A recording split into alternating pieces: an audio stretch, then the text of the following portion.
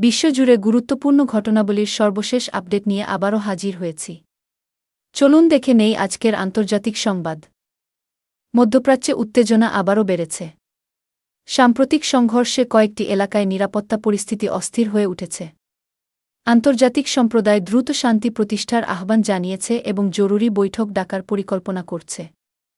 এদিকে ইউরোপে অর্থনৈতিক চাপ বাড়ছে। জ্বালানির দাম বৃদ্ধি এবং মুদ্রাস্ফীতির কারণে সাধারণ মানুষের জীবনযাত্রা কঠিন হয়ে পড়েছে। বিভিন্ন দেশের সরকার নতুন নীতিমালা গ্রহণের চেষ্টা করছে পরিস্থিতি সামাল দিতে। অন্যদিকে প্রযুক্তি খাতে বড় পরিবর্তন আসছে।